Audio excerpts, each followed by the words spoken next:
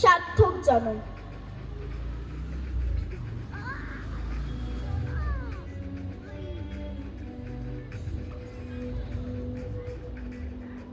যে ছেলেটা চায়ের দোকানে এসব কাপ ধুচ্ছে রাস্তার ধারে, তাকে ডাকুন, তার কানে কানে বলুন, সুজালান সুফলান মালাজা শীতলান।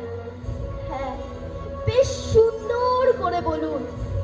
যে মেয়েটা চাকরির নাম করে বনগা কিংবা চাকদা থেকে রোজ সকালের ট্রেনে সেজে গুজে শহরে আসছে, শরীর বেচে চাল ডাল নুন কিনতে, তাকে ডাকুন, তার কানে কানে সুরেলা কণ্ঠে বলুন, সার্থক জনমামা জন্মেছে এ দেশে।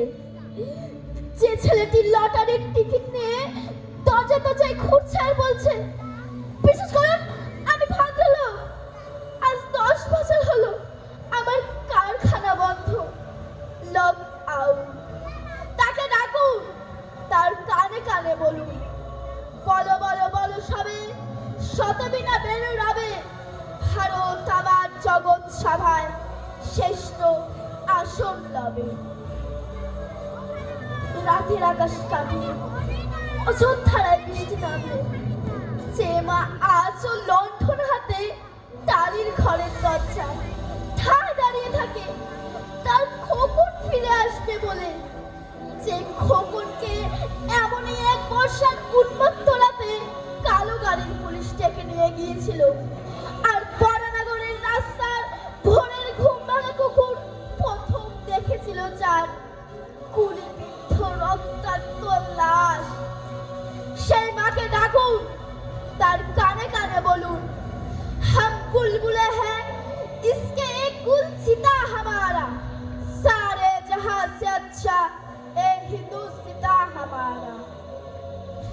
সবাইকে সবকিছু বলা শেষ হলে সুনসান শীতের রাতে পাঁচ মাথার মোড়ে ঘোড়ায় চড়ে বসা সেই মহাবিপ্লবীর পায়ের সামনে ধীরে ধীরে এগিয়ে যান, ফাঁকা রাস্তায় কান পাতুন শুনতে পাবেন সেই বিপ্লবী পুরুষের বজ্র কণ্ঠ, আমি তোমাদের কাছে রক্ত চেয়েছিলাম, তোমাদের স্বাধীনতা এনে দেব বলে, আমি পারিনি, কিন্তু আমি আমার সমস্ত জীবন উৎসর্গ করেছি, আর তোমরা তোমরা নমস্কার। হ্যালো, অসংখ্য ধন্যবাদ।